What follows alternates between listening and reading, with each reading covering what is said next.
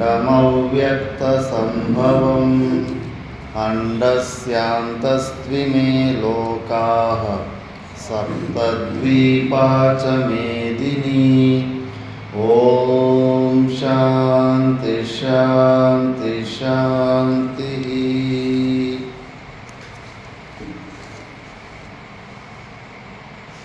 ॐ श्री परमात्मने नमः। अथ चतुर्थोऽध्यायः ज्ञानकर्मसन्न्यासयोगः। श्रीभगवानुवाच इमं विवस्वते योगं प्रोक्तवानहमव्ययं विवस्वान्मनवे प्राह मनुरिक्ष्वाकवे ब्रवीत्। एवं परम्परा प्राप्तम् इमं राजर्षयो विदुः। सकाले नेह महता योगो नष्टः परन्तप। स एवायं मया तेद्य योगः प्रोक्तः पुरातनः। भक्तोऽसि मे सखा चेति रहस्यं ह्येतदुत्तमम्। अपरं भवतो जन्म परं जन्म विवस्वतः। कथमेतद्विजानीय त्वमादौ प्रोक्तवानिति। श्रीभगवानुवाच बहूनि मे व्यतीतानि जन्मानि तव चार्जुन। तानि न त्वं वेत्थ परन्तप। अजोऽपि सन्नव्ययात्मा भूतानामीश्वरोऽपि सन्।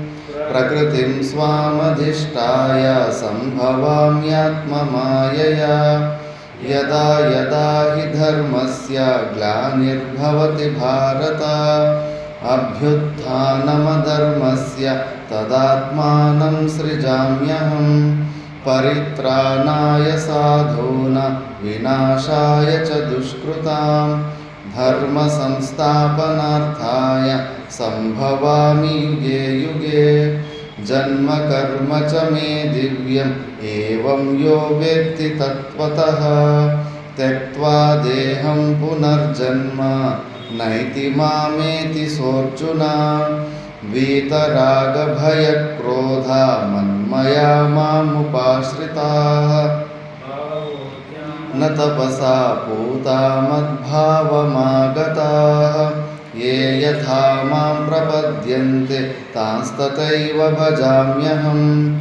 मम वर्त्मानुवर्तन्ते मनुष्याः पार्थ सर्वशः। काङ्क्षन्तः कर्मणां सिद्धिं यजन्त इह देवताः।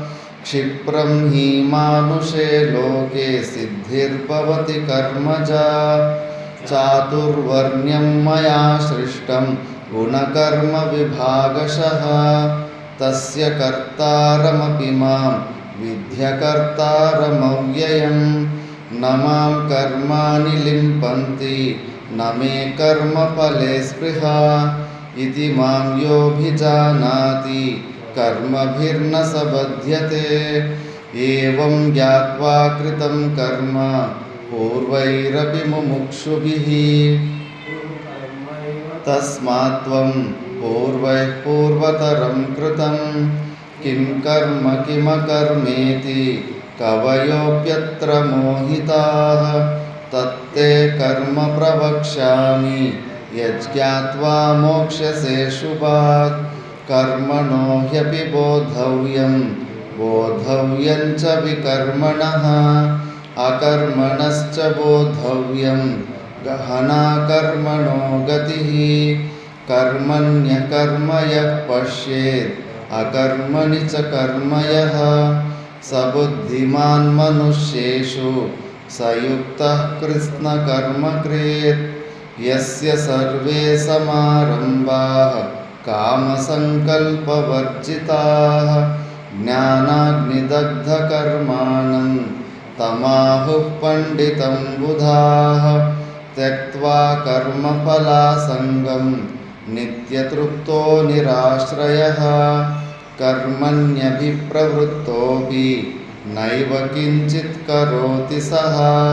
निराशीर्यत चित्तात्मा त्यक्तसर्वपरिग्रहः शारीरं केवलं कर्म कुर्वन्नाप्नोति किल्बिषं यदृच्छालाभसन्तुष्टो द्वन्द्वातीतो विमत्सरः समः सिद्धावसिद्धौ च कृत्वापि न निबध्यते गतसङ्गस्य मुक्तस्य ज्ञानावस्थितचेतसः समग्रं प्रविलीयते ब्रह्मार्पणं ब्रह्महविः ब्रह्माग्नौ ब्रह्मणाहुतं ब्रह्मैव तेन गन्तव्यं ब्रह्मकर्मसमाधिना दैवमेवापरे यज्ञं योगिनः पर्युपासते ब्रह्माज्ञावपरे यज्ञं यज्ञेनैवोपजुह्वति श्रोत्रादीनीन्द्रियाण्यन्ये संयमाग्निषु जुह्वति शब्दादीन् विषयानन्य इन्द्रियाग्निषु जुह्वति सर्वाणीन्द्रियकर्माणि प्राणकर्माणि चापरे आत्मसंयमयोगाग्नो जुह्वति ज्ञानदीपिते द्रव्ययज्ञास्तपोयज्ञा योगयज्ञास्तथा परे स्वाध्यायज्ञानयज्ञाश्च यतयः संशितव्रताः अपाने जुह्वति प्राणं प्राणे पानं तथा परे प्राणापानगतिरुद्ध्वा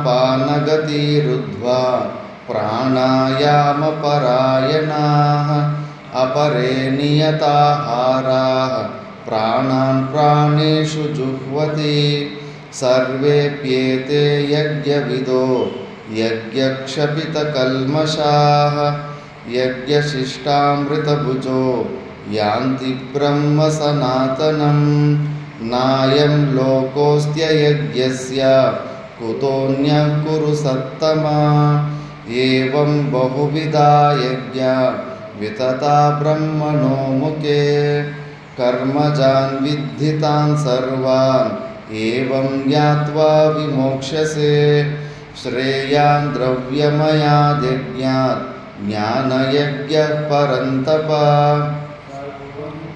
माखिलं पार्थ ज्ञाने परिसमाप्यते तद्विद्धि प्रणिपातेन परिप्रश्नेन सेवया उपदेक्ष्यन्ति ते ज्ञानं ज्ञानिनस्तत्त्वदर्शिनः यज्ञात्वा न पुनर्मोहम् एवं यास्यसि पाण्डव येन भूतान्यशेषेण द्रक्ष्यस्यात्मन्यथो मयि अपि चेदसि पापेभ्यः सर्वेभ्यः पापकृत्तमः सर्वं ज्ञानप्लवेनैव वृजिनं सन्तरिष्यसि यथैदांसि समिद्धोऽग्निर्भस्मसात् कुरुतेऽर्जुन ज्ञानाग्निः सर्वकर्माणि भस्मसात् कुरुते तथा न हि ज्ञानेन सदृशं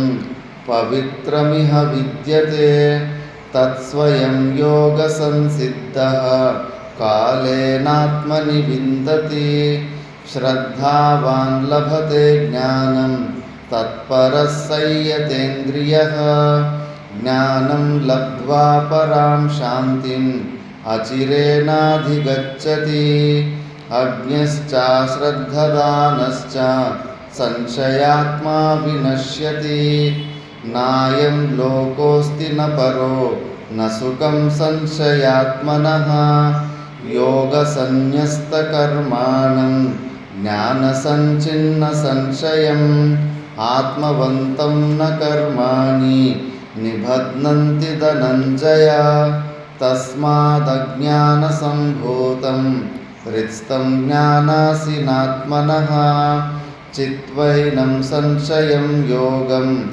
आतिष्ठोत्तिष्ठ भारत। ॐ तत्सदिति श्रीमद्भगवद्गीतासु उपनिषत्सु ब्रह्मविद्यायां योगशास्त्रे ಶ್ರೀಕೃಷ್ಣಾರ್ಜುನ ಸಂವಾದೆ ಜ್ಞಾನಕರ್ಮ ಸನ್ಯಾಸಯೋಗೋ ನಾಮ ಚತುರ್ಥೋಧ್ಯಾಯಃ.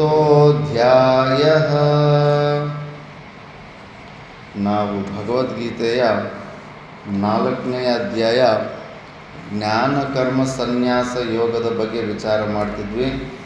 ಇದರಲ್ಲಿ 8 ಶ್ಲೋಕಗಳ ತನಕ ವಿಚಾರ ಮಾಡಿದ್ವಿ. ಈಗ 9ನೇ ಶ್ಲೋಕ. ಭಗವಂತನು ಭೂಲೋಕಕ್ಕೆ ಶರೀರದಲ್ಲಿ ಯಾಕೆ ಬರ್ತಾನೆ ಅನ್ನೋ ಕಾರಣವನ್ನು ಸ್ಪಷ್ಟವಾಗಿ ತಿಳಿಸಿದ. ಯಾವಾಗ ಅಧರ್ಮ ಹೆಚ್ಚಾಗಿ ಧರ್ಮ ಕ್ಷೀಣವಾಗುತ್ತೋ, ಸಾಧುಗಳನ್ನು ರಕ್ಷಣೆ ಮಾಡೋದಕ್ಕೆ, ದುಷ್ಟರನ್ನು ಶಿಕ್ಷೆ ಮಾಡೋದಕ್ಕೆ ಅವತಾರ ತಗೊಂಡು ಬರ್ತಾ ಇರ್ತಾನೆ ಅಂತ ಸ್ಪಷ್ಟ ಮಾಡ್ತಾನೆ.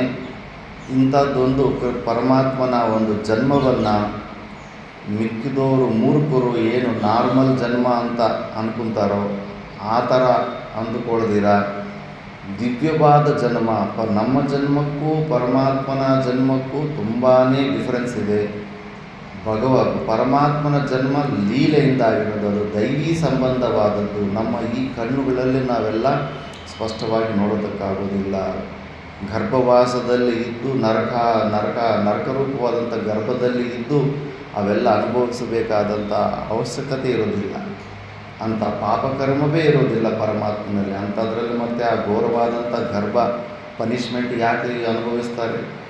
ಅವರು ಲೀಲೆಗಳು ಅದ್ಭುತವಾಗಿ ಅವರು ಈ ಶರೀರಕ್ಕೆ ಬಂದುಬಿಟ್ಟಿರ್ತಾರೆ. ಈ ದಿವ್ಯವಾದಂಥ ಜನ್ಮವನ್ನು ಯಾರು ಪರಮಾತ್ಮನು ನಾರ್ಮಲ್ ಪರ್ಸನ್ ಅಲ್ಲ, ಸಾಕ್ಷಾತ್ ಪರಮಾತ್ಮ ಅಂತ ತಿಳ್ಕೊತಾನೋ ಅವರು ಮೋಕ್ಷನ್ನೇ ಹೊಂದಿಬಿಡ್ತಾರೆ ಅಂತ ಹೇಳ್ತಾನೆ ನೆಕ್ಸ್ಟ್ ಶ್ಲೋಕದಲ್ಲಿ. ಜನ್ಮ ಕರ್ಮ ಚ ಮೇ ದಿವ್ಯಂ ಏವಂ ಯೋ ವೇತ್ತಿ ತತ್ವತಃ ತ್ಯಕ್ತ್ವಾ ದೇಹಂ ಪುನರ್ಜನ್ಮ ನೈತಿ ಮಾಮೇತಿ ಸೋರ್ಜುನ.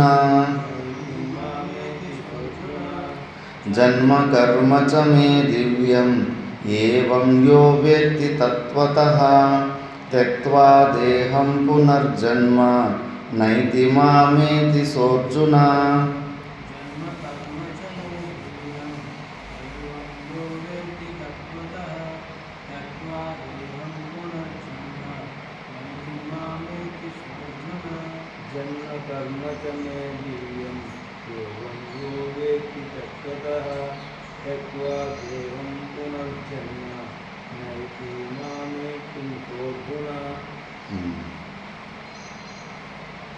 ಏ ಅರ್ಜುನ, ಮೇ ಜನ್ಮ ನನ್ನ ಜನ್ಮ, ಚ ಕರ್ಮ ನನ್ನ ಜನ್ಮ ಮತ್ತು ಕರ್ಮಗಳ ಬಗ್ಗೆ, ದಿವ್ಯಂ ಏವಂ ಯೋ ತತ್ವತಃ ವೇತಿ ಇವೆಲ್ಲ ದಿವ್ಯ ದೈವಿ ಸಂಬಂಧವಾದ. ದಿವ್ಯ ಅಂದರೆ ದೇವತೆಗಳ ಸಂಬಂಧವಾದಂಥದ್ದು. ನಮ್ಮ ಮನುಷ್ಯರ ಕಣ್ಣುಗಳಿಗೆ, ಮನುಷ್ಯರ ಬುದ್ಧಿ ಮನಸ್ಸುಗಳಿಗೆ ಅರ್ಥ ಆಗದೇ ಇರೋ ಇಂಥ ವಿಷಯವನ್ನು ದಿವ್ಯ ಅಂತಾರೆ. ಆ ದಿವ್ಯವಾದಂಥ ವಿಷಯಗಳನ್ನ ತಿಳ್ಕೋಬೇಕಂದ್ರೆ ನೀನು ದೇವತೆ ಆಗಿರಬೇಕು. ಎಲ್ಲ ಅಂತ ದಿವ್ಯ ದೃಷ್ಟಿ ಇರಬೇಕು ನಿನಗೆ. ಆ ದಿವ್ಯ ದೃಷ್ಟಿ ಇದ್ರೇ ಆ ಪರಮಾತ್ಮಂದು ಯಥಾರ್ಥವಾಗಿ ನೀನು ತಿಳ್ಕೊಳಕ್ಕೆ ಹೋಗ್ತೀಯ. ಆತನ ಕರ್ಮಗಳು ಹೆಂಗೆ ಅಂದರೆ, ಶರೀರ ಬರಬೇಕಂದ್ರೆ ಯಾವುದೋ ಒಂದು ಕರ್ಮ ಕಾರಣ ತೋರಿಸ್ಬೇಕು. ಆ ಕರ್ಮನ ಸ್ವಯಂ ಆಗಿ ನಾರದನ ಕೈಯಲ್ಲಿ ಆಟ ಆಡಿಸ್ಬಿಟ್ಟು ಸ್ವಯಂ ಆಗಿ ಶಾಪ ಇಡಿಸ್ಕೊಳ್ಳಿಲ್ವ ಪರಮಾತ್ಮ? ಏನಪ್ಪ ನಾರಾಯಣ ಚೈತನ್ಯ, ಮನುಷ್ಯ ಜನ್ಮ ತಗೋಬೇಕು, ಶರೀರ ಬರಬೇಕಂದ್ರೆ ಪುಣ್ಯ ಪಾಪ ಕರ್ಮ ಮಾಡಿರ್ಬೇಕಲ್ಲ. ಮತ್ತು ಕೃಷ್ಣನು ಏನು ಪಾಪ ಕರ್ಮ ಮಾಡಿದ್ದ? ಯಾವ ಪಾಪದ ಕರ್ಮದಿಂದ ಮತ್ತು ಶರೀರ ಬಂತು?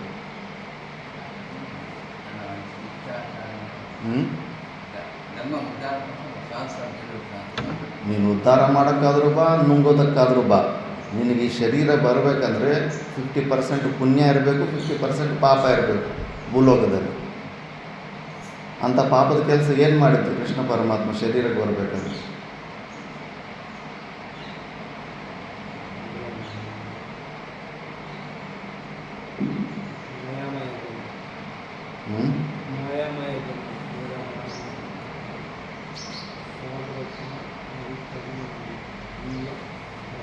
ಏನು ಪ್ರಶ್ನೆ ಕೇಳ್ಬೋದಲ್ಲ, ನಾಳೆ ಯಾವತ್ತಾದರೂ ನಿಮ್ಮ ಮೈಂಡಿಗೆ ಬರ್ಬೋದಲ್ಲ.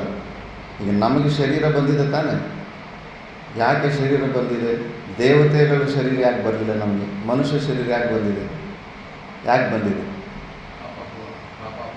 ಪಾಪ ಪ್ಲಸ್ ಪುಣ್ಯ ಎರಡೂ ಪೂರ್ವಜನ್ಮದಲ್ಲಿ ಮಾಡಿಕೊಂಡಿದ್ದೀವಿ, ಅದಕ್ಕೆ ಈ ಶರೀರ ಬಂದಿದೆ. ಮತ್ತು ಭಗವಂತನಿಗೆ ಶರೀರ ಯಾಕೆ ಬಂತು?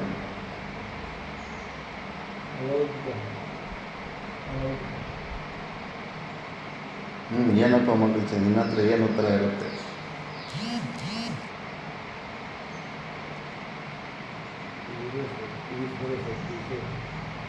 ಏನು ಪುರಾಣಗಳು ಸ್ವಲ್ಪ ಕೂಡ ಓದ್ತಿರೇ ಇಲ್ಲ. ಕೃಷ್ಣನ ಜನ್ಮ ಯಾಕೆ ಆಗಬೇಕಾಗುವಂತ? ಸಣ್ಣ ವಯಸ್ಸಿನಿಂದ ಮತ್ತೆ ಭಕ್ತಿ ಮಾಡಿದ್ದು ಕೃಷ್ಣನ ಜನ್ಮ ಯಾಕಾಯಿತು?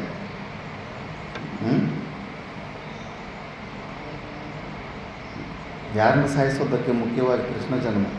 ರಾಮನ ಅವತಾರ ಯಾರನ್ನ ಸಾಯಿಸೋದಕ್ಕೆ ಮುಖ್ಯವಾಗಿ ಆಯಿತು? ನರಸಿಂಹಸ್ವಾಮಿ ಅವತಾರ ಯಾರನ್ನ ಸಾಯಿಸೋದಕ್ಕಾಯಿತು? ಯಾರನ್ನ ಸಾಯಿಸ್ತಾರೆ ನರಸಿಂಹಸ್ವಾಮಿ? ಒಬ್ಬನನ್ನ ಅಲ್ಲಪ್ಪ, ಎಷ್ಟು ಫೇಮಸ್ ಸ್ಟೋರಿ. ನೀವೇನು ಪುರಾಣಗಳೇನು ಸ್ವಲ್ಪ ಕೂಡ ತಿಳ್ಕೊಡೋದೇ ಇಲ್ವಾ? ವೈಕುಂಠದಲ್ಲಿ ಇಬ್ಬರು ದ್ವಾರಪಾಲಕರು ಇರೋದಿಲ್ವಾ? ಏನು ಅವ್ರ ಹೆಸರು? ಮತ್ತು ಏನು ಅವ್ರಿಗೆ ಶಾಪ ಯಾಕೆ ಬಂತು? ಮತ್ತು ಏನು ಅವತಾರಗಳು? ಒಂದು ಚೂರು ತಿಳ್ಕೊಳ್ಳಿಲ್ಲ ಅಂದರೆ ಹ್ಯಾಂಗೆ? ಏನಾಯ್ತು ಅವರಿಗೆ?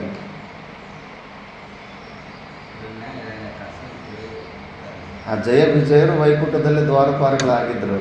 ಆ ದ್ವಾರಪಾಲಕರಾಗಿದ್ದರೆ ಮತ್ತೆ ಏನಾಯಿತು ಸ್ಟೋರಿ?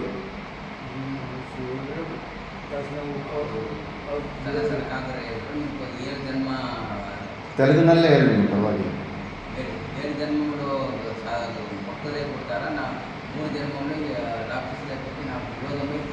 స్టోరీ ఏంటి? డైరెక్ట్గా చెప్పేసిండా? ఆ మాట ఎందుకు చెప్పాల్సి వచ్చింది భగవంతుడు? అంతకుముందు జరిగిన స్టోరీ ఏంటి? వాళ్ళిద్దరు చేసిన తప్పేంటి? జై విజయ్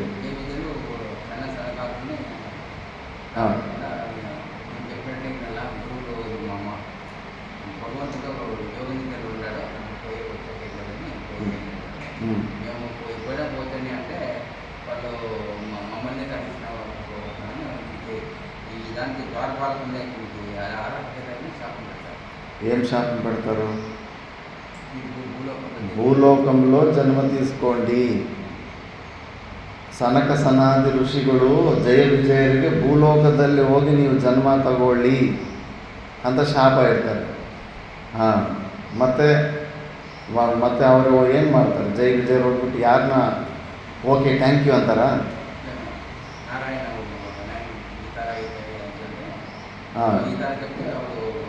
ఎవరి దగ్గరికి పోతారు? అప్పుడు భగవంతుని దగ్గరికి పోతారు.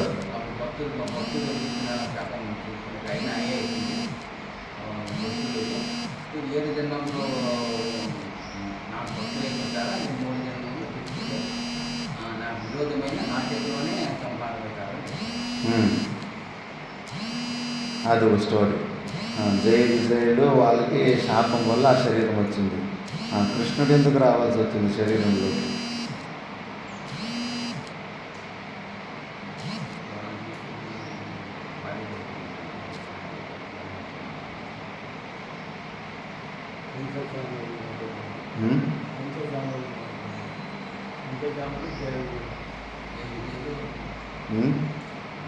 జై విజయులకి వాళ్ళకేమో వాళ్ళు ఋషులు పెట్టిన శాపాల కోసము వాళ్ళకి శరీరాలు వచ్చాయి, భూలోకంలో జన్మ తీసుకున్నారు. భగవంతుడు ఎందుకు రావాల్సి వచ్చింది? వసుదేవులకు కొడుకు వాళ్ళకే కొడుకు ఎందుకు పుట్టాల్సి వచ్చింది? వేరే అంతమంది ఉండరు, వాళ్ళ ఇంట్లోనే పుట్టాలా? పూర్వజన్మలో తపస్సు చేసినందుకు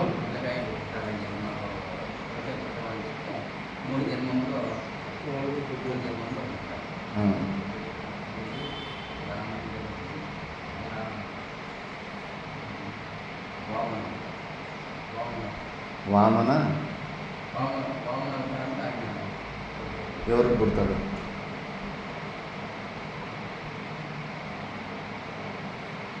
ఇప్పుడు ఏమి వసుదేవ ఉంటాడు, వసుదేవుని భార్య పూర్వజన్మలో త్రేతాయుగంలోనే అప్పుడే తపస్సు చేసి ఉంటారు. కృతయుగంలో అప్పుడే కానీ అప్పుడు చెప్తాడు, ఇప్పుడు మీ పొట్టలో నేను కొడుకుగా పుట్టడం వీలు కాదు, ద్వాపర యుగంలో మీకు కొడుకుగా పుడతానని వరం ఇచ్చింటాడు. అదేమో వరం ఇచ్చిండు. కారణం మళ్ళీ శరీరం రావాలంటే ఒక కారణం ఉండాలి కదా. లాస్ట్లో కృష్ణుడిని ఎవడు బాణాన్ని వదిలిపెడతాడు? వాలి. ರಾಮಾಯಣದಲ್ಲಿರುವಂಥ ವಾಲಿನೇ ಕೃಷ್ಣಾವತಾರದಲ್ಲಿ ಬಾಣದಿಂದ ಹೊಡಿತಾನೆ ಕೃಷ್ಣನಿಗೆ. ಇತ್ತ ಇಲ್ವ ಕರ್ಮಗಳು పెండింగు. మళ్ళా వాలిని చంపిన వాలి చేతిలో సావడానికి ఒక కర్మ ఉండాలా వద్దా? మళ్ళా దుష్ట శిక్షణ శిష్ట రక్షణ చేసుకోవడానికి అలాంటి లీలలు ఏదో ఒకటి మళ్ళీ ఇంకోసారి అవతారకు రావడానికి ఒక కర్మను చూపించాలి. కానీ ఆ కర్మ మనలాగా కంట్రోల్ లేకుండా చేసేలాంటి కర్మలు కాదు. అవన్నీ ఆలోచన చేసి ప్లాన్ చేసి లీలలు చేసి అలా కావలసి కన్నా వాళ్ళు అలాంటి శాపాలు దొరికేలాగా అలాంటి కర్మలు చేసేలాగా కర్మలు చేసినట్టుగా కర్మలు చేస్తారు. ఇంకో జన్మకి అవతారానికి ఒక కారణం ఉండాలి.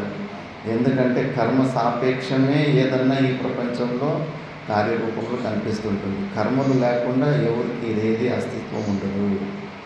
కాబట్టి భగవంతుడు అట్లా ఆయన కర్మ మరి ఆయన జన్మ దివ్యమైనది. మనలాంటి జన్మ మనలాంటి కర్మలు కాదు. ఆయన శరీరం కలర్లోనే బ్లూ కలర్ వేసుకొని వచ్చాడు. ఏదో ఒక రోజు ఈ కలర్ గురించి కూర్చొని మాట్లాడుకొని అర్థం చేసుకొని, ఎందుకు blue colour, dark blue, black colour ఎందుకు వేసుకొచ్చాడు? కలర్ శరీరానికి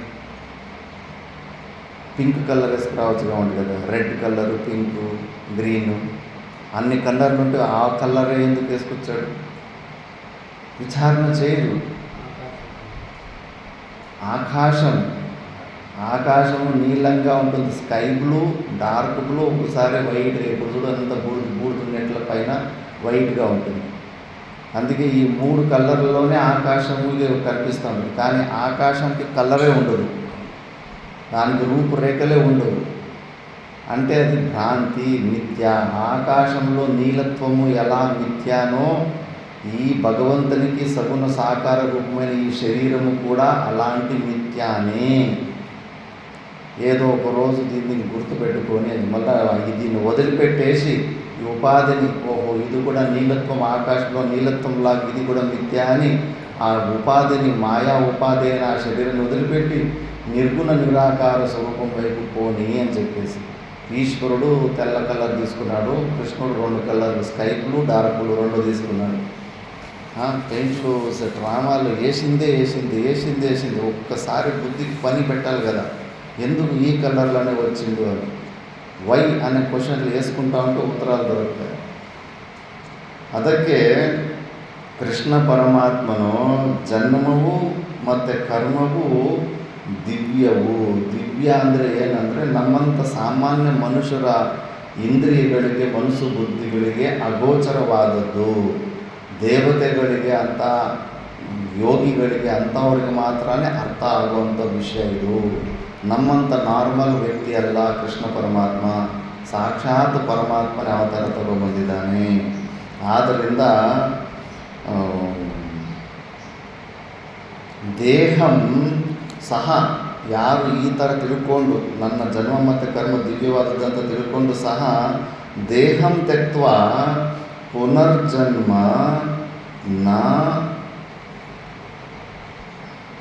ನ ಏತಿ ಮಾಂ ಏತಿ. ಯಾರು ಕೇವಲ ಇಷ್ಟು ತಿಳ್ಕೊಂಡ್ರೆ ಸಾಕು, ಅವನಿಗೆ ಇನ್ನೊಂದ್ಸತಿ ಪುನರ್ಜನ್ಮ ಇರೋದಿಲ್ಲವಂತೆ. ಮತ್ತೆ ಅವನು ನನ್ನನ್ನೇ ಸೇರ್ತಾನೆ. ಮಾಂ ಏತಿ ಪುನರ್ಜನ್ಮ ನಾ ಏತಿ ಮಾಂ ಏತಿ. ಪುನರ್ಜನ್ಮಕ್ಕೆ ಮತ್ತೆ ಬರೋದಿಲ್ಲ, ಅವನು ನನ್ನನ್ನೇ ಹೊಂದುತ್ತಾನೆ, ಮೋಕ್ಷವನ್ನು ಹೊಂದಿಬಿಡ್ತಾನೆ ಅಂತ ಸಾಕ್ಷಾತ್ ಕೃಷ್ಣ ಪರಮಾತ್ಮ ಹೇಳ್ತಾ ಇದ್ದಾರೆ. ಕೇವಲ ಅಷ್ಟು ಶ್ರದ್ಧೆ ಇರಬೇಕು. ಅದಕ್ಕೆ ಭಗವದ್ಗೀತೆ ಓದುವಾಗ ಭಗವಾನ್ ಉವಾಚ ಅಂದಾಗ ಅಯ್ಯೋ ನಮಗೆ ಅವಕಾಶ ಸಿಕ್ಕಿಲ್ಲ ಎಲ್ಲೂ. ಡೈರೆಕ್ಟಾಗಿ ಭಗವಂತನು ಹೇಳ್ತಾ ಇದ್ದರೆ ಮುಂದುಗಡೆ ನಿಂತ್ಕೊಂಡು ಕೇಳುವಂಥ ಅವಕಾಶ. ಅಂಥದ್ದು ಭಗವದ್ಗೀತೆಯಲ್ಲಿ ಸಾಕ್ಷಾತ್ ಭಗವಂತನೇ ಇವೆಲ್ಲ ಬಾಯಿ ಬಿಟ್ಟು ಈ ಥರ ಹೇಳಿದ್ದಾನೆ. ಎಷ್ಟು ಶ್ರದ್ಧೆ ಬರಬೇಕು ಆ ಮಾತಿನ ಮೇಲೆ. ಇದು ಭಗವಂತನ ಹೇಳ್ತಾ ಇರೋ ಮಾತುಗಳಪ್ಪ ಅಂತ. ಇವೆಲ್ಲ ಭಗವಾನ್ ಉವಾಚೆಯಿಂದ ಸ್ಟಾರ್ಟ್ ಆಗಿ ಭಗವಂತನೇ ಸ್ವಯಂವಾಗಿ ಹೇಳ್ತಾ ಇದ್ದಾನೆ.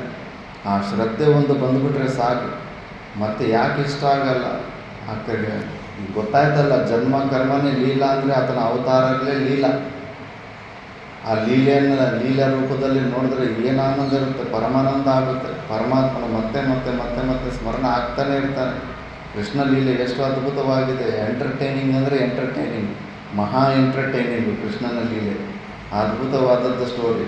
ಅವೆಲ್ಲ ಕೂಡ ಇಷ್ಟು ಶ್ರದ್ಧೆಯಿಂದ ನಾವು ಆ ಪರಮಾತ್ಮನನ್ನು ಪೂಜಿಸಬೇಕು. ಕೇವಲ ಇಷ್ಟು ಶ್ರದ್ಧೆ, ಈ ವಿಷಯ ತಿಳ್ಕೊಂಡ್ರೆ ಸಾಕು. ಪರಮಾತ್ಮನ ಜನ್ಮವು, ಪರಮಾತ್ಮ ಕರ್ಮವು ದಿವ್ಯವಾದದ್ದು, ಸಾಕ್ಷಾತ್ ಅವತಾರ ಪುರುಷನೇ ಅಂತ ತಿಳ್ಕೊಂಡ್ರೆ ಸಾಕು. ಅವನು ಮೋಕ್ಷನ ಹೊಂದ್ಬಿಡ್ತಾನೆ ಅಂದ್ಬಿಡ್ತಾವೆ. ಅದನ್ನು ಭಾಷ್ಯದಲ್ಲಿ ನೋಡೋಣ. ಜನ್ಮ ಮಾಯಾರೂಪಂ ಕರ್ಮಚ ಸಾಧು ಪರಿತ್ರಾಣಾದಿ ಮೇ ಮಮ ದಿವ್ಯಂ ಅಪ್ರಾಕೃತಂ ಐಶ್ವರಂ ಏವಂ ಯಥೋಕ್ತಂ ಯೋ ವೇತ್ತಿ ತತ್ವತಃ ತತ್ವೇನ ಯಥಾವತ್ ತ್ಯಕ್ತ್ವಾ ದೇಹಂ ಇಮಂ ಪುನರ್ಜನ್ಮ ಪುನರುತ್ಪತ್ತಿಂ ನ ಏತಿ ನ ಪ್ರಾಪ್ನೋತಿ ಮಾಂ ಏತಿ ಆಗಚ್ಚತಿ ಸಾ ಮುಚ್ಯತೆ ಹೇ ಅರ್ಜುನ.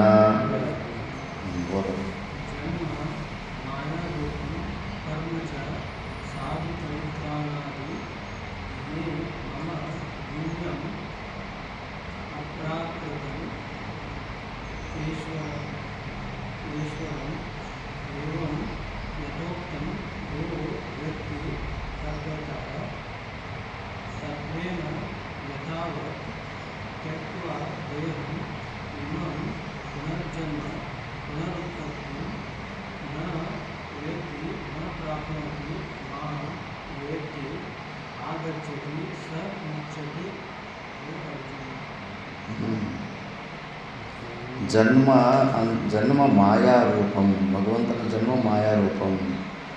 ಯಾರೂ ನೋಡೇ ಇರಲಿಲ್ಲ, ಮತ್ತು ತಾಯಿಗೆ ಸ್ಪೃಹೆ ಇರಲಿಲ್ಲ. ಮತ್ತು ಎದ್ದು ನೋಡಿದ್ರೆ ಮಗು ಆಲ್ರೆಡಿ ಹೊರಗಡೆ ಇದ್ದಾನೆ. ಕರ್ಮಚ ಸಾಧು ಪರಿತ್ರಾಣಾದಿ, ಸಾಧುಗಳನ್ನು ರಕ್ಷಣೆ ಮಾಡೋದು ಮುಖ್ಯ ಉದ್ದೇಶದಿಂದ ಇರುವಂಥ ಕರ್ಮ. ಮೇ ಅಂದರೆ ಮಮ ನನ್ನ, ದಿವ್ಯಂ ಅಂದರೆ ಅಪ್ರಾಕೃತಂ, ಏನು ನಾರ್ಮಲ್ಲಾಗಿ ನಮಗೆಲ್ಲ ಪ್ರಕೃತಿಯಿಂದ ಆಗ್ತಾಯಿತ್ತೋ ಅಂಥದ್ದಲ್ಲ ಅದು. ಅಪ್ರಾಕೃತಂ ಐಶ್ವರ್ಯಂ, ಅದು ಭಗವಂತನ ಐಶ್ವರ್ಯ. ಏವಂ ಯಥೋಕ್ತಂ ಯೋ ವೇತ್ತಿ ತತ್ವತಃ ತತ್ವೇನ ಯಥಾವತ್, ಯಾರು ಇದನ್ನು ಸ್ಪಷ್ಟವಾಗಿ ಯಥಾರ್ಥವಾಗಿ ನನ್ನನ್ನು ತಿಳ್ಕೊತಾರೋ, ಅಂದರೆ ಭಗವಂತನ ನಿಜವಾಗ್ಲೂ ಜನ್ಮ ಆಗಿಲ್ಲ, ಜನ್ಮ ಇವ ಅಷ್ಟೇ, ಜನ್ಮ ಆದಂಗೆ ಅಷ್ಟೇ. ವಾಸ್ತವಿಕ ನಮ್ಮ ಥರ ಜನ್ಮ ಮರಣಗಳಿಲ್ಲ ಅಂತ.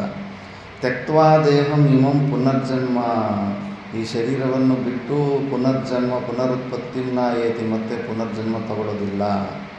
ಪುನರ್ಜನ್ಮ ವೃತೆ ಜ್ಞಾನಂ ನಾ ಮೋಕ್ಷ ಅಂತಾರೆ. ಮತ್ತು ಇವಾಗ ಭಗವಂತನು ಈ ಥರ ಜನ್ಮ ಅಂತ ತಿಳ್ಕೊಂಬಿಟ್ಟಿದೆ, ಮತ್ತು ಜನ್ಮರಾಹಿತ್ವ ಜ್ಞಾನನಿಷ್ಠೆ ಬಂದುಬಿಟ್ಟಿದೆ ಅಂದ್ರೆ ಭಗವಂತನ ಇನ್ನೂ ಸರಿಯಾಗಿ ತಿಳ್ಕೊಂಡಿಲ್ಲ. ಭಗವಂತನ ನಿರ್ಗುಣ ನಿರಾಕಾರ ಸ್ವರೂಪನಾಗಿ ನನಗಿಂತ ಅಭಿನ್ನವಾದ ರೂಪನೇ, ನಾನೇ ಆ ಸ್ವರೂಪವಾಗಿದ್ದೀನಿ ಅಂತ ತಿಳ್ಕೊಳ್ಳೋದು. ತತ್ವತಃ ಯಾರು ಈ ಥರ ತಿಳ್ಕೊಂಡ್ಬಿಡ್ತಾರೋ ಅವರಿಗೆ ಪುನರುತ್ಪತ್ತಿ ನ ಏತಿ ನ ಪ್ರಾಪ್ನೋತಿ ಮಾಂ ನ ಪುನರೇತಿ ನ ಪ್ರಾಪ್ನೋತಿ ಮಾಂ ಏತಿ. ಮಾಂ ಏತಿ ಅಂದರೆ ಆಗಚ್ಚತಿ ಸ ಮುಚ್ಯತೆ, ಮೋಕ್ಷವನ್ನು ನನ್ನನ್ನು ಸೇರ್ತಾರೆ ಅಂದರೆ ಮೋಕ್ಷವನ್ನೇ ಹೊಂದಿಬಿಡ್ತಾರೆ ಅರ್ಜುನ ಅಂತ ಹೇಳ್ತಾ ಇದ್ದಾನೆ.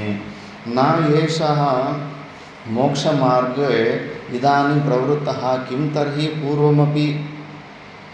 ಅಂದರೆ ಇವಾಗಲೇ ಮೋಕ್ಷ ಮಾರ್ಗ ಸ್ಟಾರ್ಟ್ ಆಗಿದೆ, ಈ ಮಾತು ಇವಾಗ ಯಾಕೆ ಹೇಳ್ತಾ ಇದ್ದಾನೆ ಅನ್ನೋದೊಂದು ಡೌಟ್ ಬರುತ್ತಲ್ಲ, ಅದಕ್ಕೆ ನೆಕ್ಸ್ಟ್ ಶ್ಲೋಕದಲ್ಲಿ ಉತ್ತರ ಕೊಡ್ತಾನೆ. ವೀತರಾಗ ಭಯ ಕ್ರೋಧ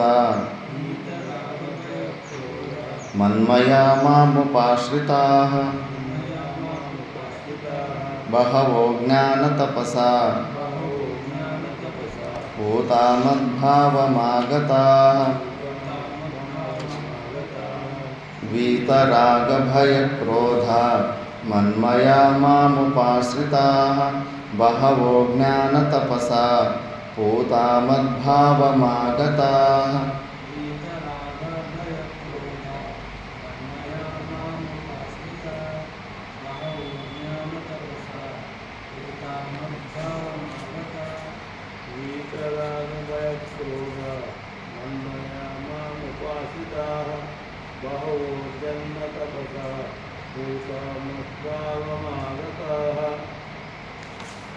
నువ్వు చెప్పగలవా?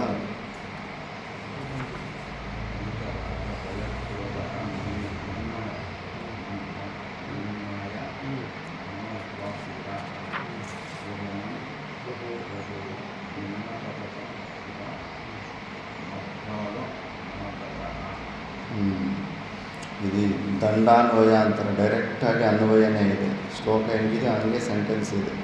ವೀತರಾಗ ಭಯ ಕ್ರೋಧ, ಯಾರಿಗೆ ರಾಗ ದ್ವೇಷ ಭಯ ಕ್ರೋಧ ಇವೆಲ್ಲವೂ ಹೊಟ್ಟೋಗಿರ್ತಾವೋ, ದೂರ ಮಾಡ್ಕೊಂಡ್ಬಿಟ್ಟಿರ್ತಾನೋ, ಮನ್ಮಯ ಮಾಮುಪಾಶ್ರಿತಾ, ಯಾವಾಗಲೂ ನನ್ನ ಬಗ್ಗೆನೇ ಚಿಂತನೆ ಮಾಡಿ ನನ್ನ ಧ್ಯಾನವನ್ನೇ ಮಾಡ್ತಾ ಇರೋಂಥವರು, ನನ್ನನ್ನು ಸಾಧನೆಯನ್ನು ತಿಳ್ಕೊ ಪರಮಾತ್ಮನ ಬಗ್ಗೆನೇ ಚಿಂತನೆ ಮಾಡ್ತಾ ಇರೋಂಥವ್ರು ಬಹವೋ ಜ್ಞಾನ ತಪಸಾ, ಎಷ್ಟೋ ಜನ ತಪಸ್ಸಿಂದ ಕೂಡಿದಿರುವಂಥ ಜ್ಞಾನಿಗಳು, ಪೂತ ಮದ್ಭಾವಮಾಗತಾಃ, ಎಷ್ಟೋ ಜನ ಮೋಕ್ಷನ ಹೊಂದಿಬಿಟ್ಟಿದ್ದಾರೆ. ಅರ್ಜುನ, ಇದು ಬರೀ ಮಾತಲ್ಲ, ಆಲ್ರೆಡಿ ಈ ಕೆಲಸನ ನನ್ನನ್ನು ಈ ಥರ ತಿಳ್ಕೊಂಡು ಎಷ್ಟೋ ಜನ ಮೋಕ್ಷನ ಹೊಂದಿಬಿಟ್ಟಿದ್ದಾರೆ.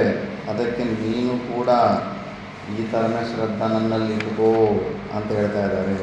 ಭಾಷ್ಯದಲ್ಲಿ ನೋಡೋಣ. ವೀತರಾಗ ಭಯ ಕ್ರೋಧ, ರಾಗಃ ಚ ಭಯಂಚ ಕ್ರೋಧಃ ಚ ವೀತ ವಿಗತ ಏಭ್ಯಃ ತೇ ವೀತರಾಗ ಭಯ ಕ್ರೋಧಾಃ ಮನ್ಮಯ ಬ್ರಹ್ಮವಿದಃ ಈಶ್ವರಾಭೇದದರ್ಶಿನಃ ಮಾಂ ಏವ ಪರಮೇಶ್ವರಂ ಉಪಾಶ್ರಿತಾಃ ಕೇವಲ ಜ್ಞಾನನಿಷ್ಠಾಃ ಇತ್ಯರ್ಥಃ.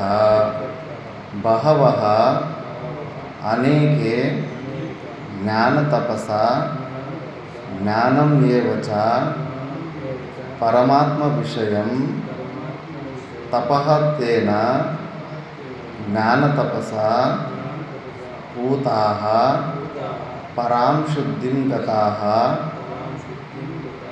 ಸಂತೋ ಮದ್ಭಾವಂ ಈಶ್ವರಭಾವಂ ಮೋಕ್ಷಂ ಆಗತಾಃ ಸಮನುಪ್ರಾಪ್ತಾಃ.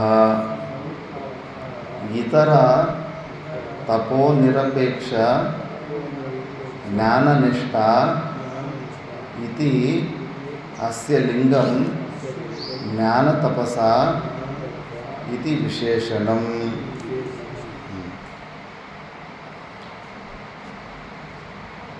ಸರುಣ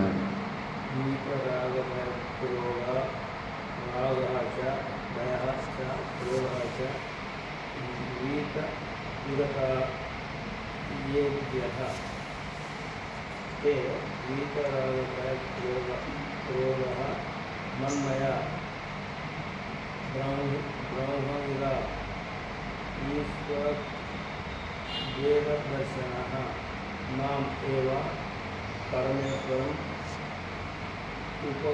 ಉಪಸ್ಥಿತಃ ಕೇವಲ ಜ್ಞಾನನಿಷ್ಠಾ ಇತ್ಯರ್ಥಃ. ಬಹವಃ ಅನೇಕೆ ಜ್ಞಾನತಪಸಾ ಜ್ಞಾನಂ ಏವ ಚ ಪರಮಾತ್ಮ ವಿಷಯಃ ತಪಃ ತೇನ ಜ್ಞಾನತಪಸಾ ಪೂತಃ परम शुद्धि गताः शांतो संतो मद्भावम् ईश्वरभावं मोक्षम् आगताः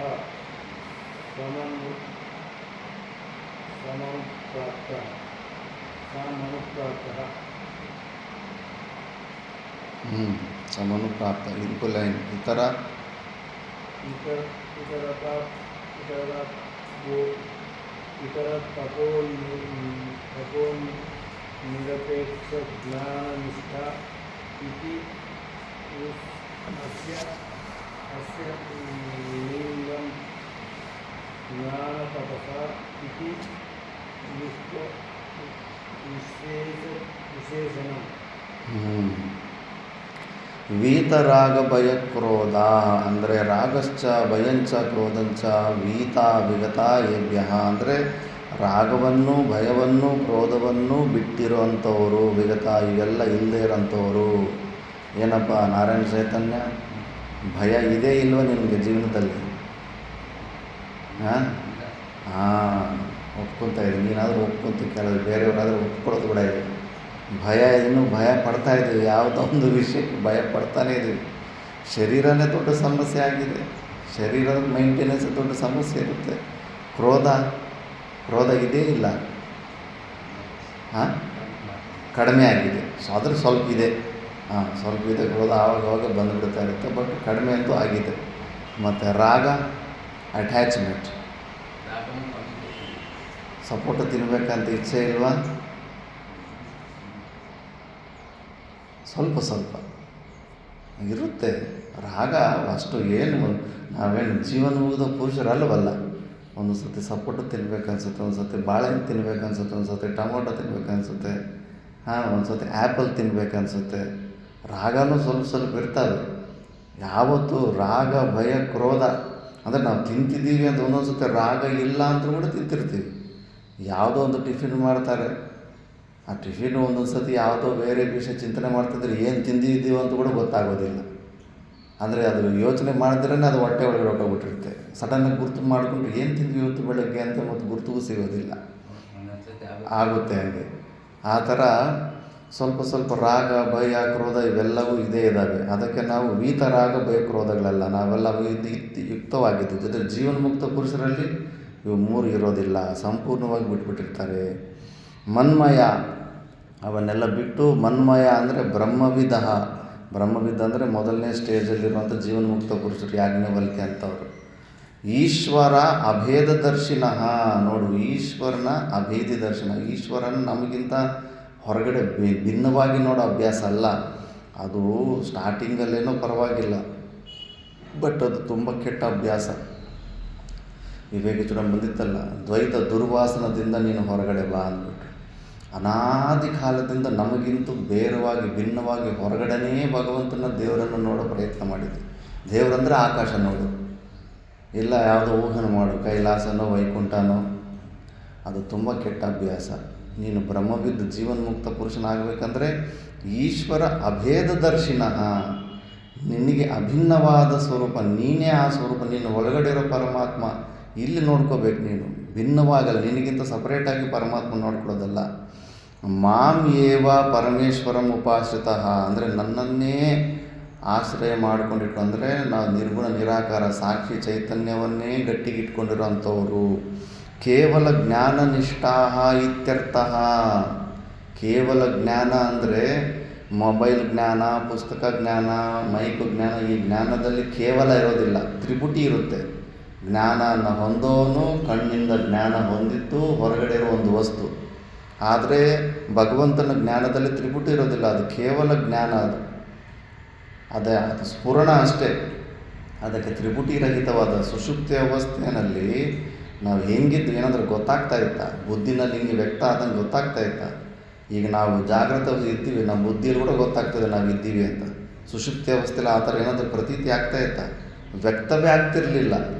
ನಮ್ಮ ಚೈತನ್ಯ ಅವ್ಯಕ್ತವಾಗಿತ್ತು ಆವಾಗ. ನಮ್ಮದು ಎಂಥ ಚೈತನ್ಯ ಅಂದರೆ ಅವ್ಯಕ್ತ ಚೈತನ್ಯ, ವ್ಯಕ್ತವಾಗುವಂಥ ಚೈತನ್ಯ ಅಲ್ಲ. ಬುದ್ಧಿನಲ್ಲಿ ವ್ಯಕ್ತವಾಗ್ತಿದೆ ಅಂದರೆ ಇನ್ನೂ ಪರಿಚಿನ್ನ ಬುದ್ಧಿಲಿ ಲಿಮಿಟೇಷನಲ್ಲಿದ್ದೀವಿ ಅಂತ. ಅಂಥ ಅವ್ಯಕ್ತ ಚೈತನ್ಯ ನಮ್ಮದು.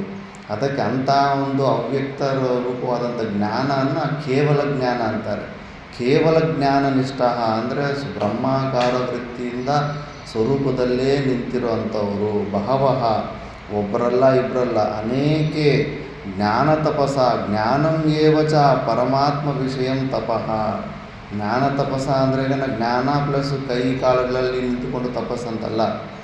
ವಿಚಾರ ಏವ ತಪಃ, ಜ್ಞಾನವೇ ದೊಡ್ಡ ತಪಸ್ಸು. ಇದಕ್ಕಿಂತ ದೊಡ್ಡ ತಪಸ್ಸಿದೆಯಾ? ಬೇಕಾದರೆ ಒಂದು ಕಾಲಲ್ಲಿ ನಿಂತ್ಕೊಂಡ್ರೆ ರೆಡಿ ಆಗ್ತಾರೆ. ಶ್ರವಣದಲ್ಲಿ 1 ಗಂಟೆ ಕೂತ್ಕೊಂಡು ಸ್ವಲ್ಪ ವಿಚಾರ ಮಾಡಂದ್ರೆ ಆಗಲ್ಲ. ಅವನಿಗೆ ಮನಸ್ಸು ಬರಲ್ಲ, ಕೂಡಿಸೋದಿಲ್ಲ ಅದು. ಯಾಕಂದರೆ ಇದು ಕಷ್ಟ, ಇದು ಮನಸ್ಸಿಗೆ ಪೆಟ್ಟು ಬೀಳುತ್ತೆ. ಅದ್ರ ಮೇಲೆ ಯುದ್ಧ ಮಾಡಬೇಕು. ಮನಸ್ಸಿಗೆ ಇಷ್ಟ ಇಲ್ಲದೆ ಇರೋವಂಥ ಕೆಲಸ ಇದು. ಅದಕ್ಕೆ ಅದನ್ನು ಆ ಟಾಸ್ಕ್ ಕೊಡೋಕ್ಕೆ ಹೋದರೆ ಮನಸ್ಸು ಒಪ್ಪೋದಿಲ್ಲ. ಅವೆಲ್ಲ ರಫ್ ಆ್ಯಂಡ್ ಟಫ್ ಕೆಲಸಗಳು ಮನಸ್ಸು ಈಸಿಯಾಗಿ ಒಪ್ಕೊಂಡ್ಬಿಡುತ್ತೆ. ಬೆಟ್ಟನ ಪುಡಿ ಮಾಡೋಂದ್ರಿಗೆ ಪುಡಿ ಮಾಡೋಕ್ಕೂ ರೆಡಿ ಆಗಿಬಿಡ್ತಾನೆ. ವಿಚಾರಕ್ಕೆ ಬಾರೋ, ಜ್ಞಾನ ವಿಚಾರ ಮಾಡೋ, ನೀನು ಸ್ವರೂಪ ನೀನು ತಿಳ್ಕೊಳ್ಳಂದರೆ ಎಲ್ಲ ಬ್ಯಾಕ್ ಫುಟ್, ಎಲಿಜಿಬಿಲಿಟಿಗೆ ತುಂಬ ಕಡಿಮೆ ಆಗಿಬಿಡುತ್ತೆ. ಅದಕ್ಕೆ ವಿಚಾರ ಏವ ದೊಡ್ಡ ತಪಸ್ಸಿದು. ಸಣ್ಣ ಪುಟ್ಟದೇನು ಎಲ್ಲರೂ ಮಾಡ್ತಾರೆ. ಪಾಮರನು ಕುರಿ ಮೇಯಿಸೋನು ಬೇಕಾದ್ರೆ ಅಂತ ತಪಸ್ಸು ಮಾಡ್ತಾನೆ. ಏನು ಬಿಸಿಲು, ಈ ಬಿಸಿಲಲ್ಲಿ ಹೊರಗಡೆ ನಿಲ್ಲೋದಕ್ಕಾಗಲ್ಲ. ಇಂಥ ಬಿಸಿಲಲ್ಲಿ ಹೊಲ ಗದ್ದೆಯಲ್ಲಿ ದಾರಿಗಳಲ್ಲಿ ನೋಡ್ತಾ ಇದ್ವಲ್ಲ, ಕೆಲಸ ಮಾಡ್ತಾ ಇರ್ತಾರೆ ರಫ್ ಆ್ಯಂಡ್ ಟಫ್. ಮತ್ತು ಅವನಿಗಿಂತ ನೀನು ದೊಡ್ಡ ತಪಸ್ಸು ಮಾಡೋಕ್ಕಾಗುತ್ತಾ? ಪಾಮರನು ಕೂಲಿ ಮಾಡ್ಕೊಂಡವನು ಕೂಡ ಆ ಕೆಲಸ ಮಾಡ್ತಾನೆ. ಅದು ಎಲ್ಲರೂ ಮಾಡ್ತಾರೆ ರಫ್ ಆ್ಯಂಡ್ ಟಫ್ ಅಂಥ ತಪಸ್ಸುಗಳು. ಈ ತಪಸ್ಸು ಮಾಡಿ ನೋಡಿ ಗಂಡಸಾದರೆ, ವಿಚಾರ ಮಾಡಿ ಮನಸ್ಸನ್ನು ನಿಯಂತ್ರಣ ಮಾಡಿ ಪರಮಾತ್ಮ ಕಡೆ ತಿರುಗಿಸಿ ನೋಡಿ. ಇದರಲ್ಲಿ ನೀವು ವೀರರು ಶೂರರು ಅನಿಸ್ಕೊಳ್ಳಿ, ಆವಾಗ ಒಪ್ಕೊಂತೀವಿ ನೀವು ತಪಶ್ಚರ್ಯ ಏನಂತ.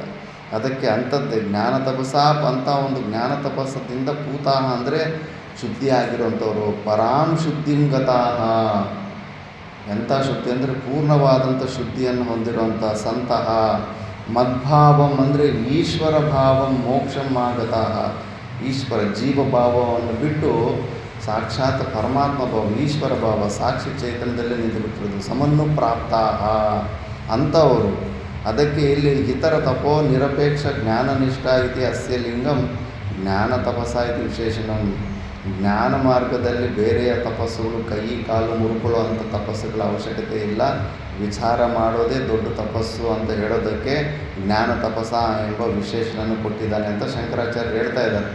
ಅದಕ್ಕೆ ನೀನು ಶ್ರವಣ ಮನನಕ್ಕೆ ಬರೋದಕ್ಕಿಂತ ಮುಂಚೆ ಜಪಗಳು, ಸೇವೆಗಳು, ದಾನ ಧರ್ಮಗಳು, ವ್ರತಗಳು ಇವೆಲ್ಲ ಏನೆಲ್ಲ ಮಾಡಿಕೊಂಡ್ರೂ ಪರವಾಗಿಲ್ಲ.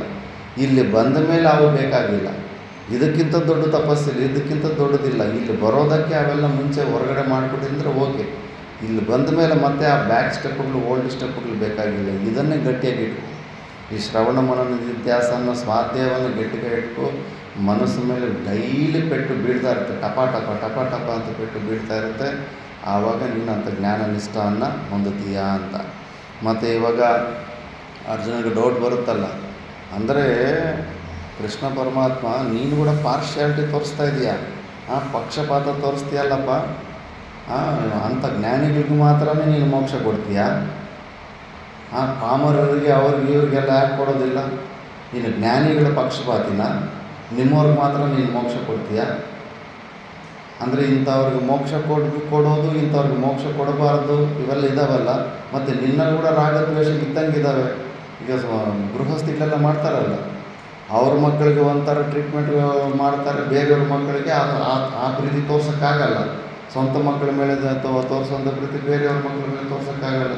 ಮತ್ತು ನೀನು ಕೃಷ್ಣ ಪರಮಾತ್ಮ ಒಬ್ಬರಿಗೇನೋ ಮೋಕ್ಷ ಕೊಡ್ತಾಯಿದ್ದೆ, ಇನ್ನೊಬ್ಬರಿಗೆ ಯಾಕೋ ಮೋಕ್ಷ ಕೊಡ್ತಾ ಇಲ್ಲ.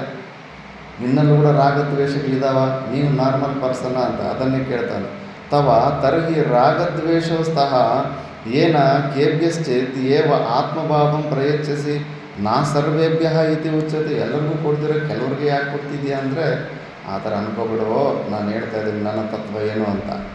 ಯೇ ಯಥಾ ಮಾಂ ಪ್ರಪದ್ಯಂತೆ ತಾಂಸ್ತತೈವ ಭಜಾಮ್ಯಹಂ ಮಮ ವರ್ತ್ಮಾನುವರ್ತಂತೆ ಮನುಷ್ಯಾಃ ಪಾರ್ಥ ಸರ್ವಶಃ. ಯೇ ಯಥಾ ಮಾಂ ಪ್ರಪದ್ಯಂತೆ ತಾಂಸ್ತತೈವ ಭಜಾಮ್ಯಹಂ ಮಮ ವರ್ತ್ಮಾನುವರ್ತಂತೆ ಮನುಷ್ಯಾಃ ಪಾರ್ಥ ಸರ್ವಶಃ.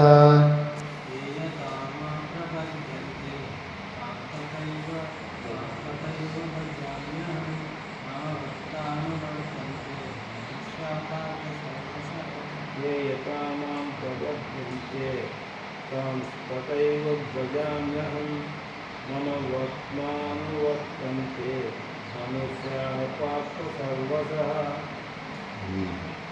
ట్రై చేయి.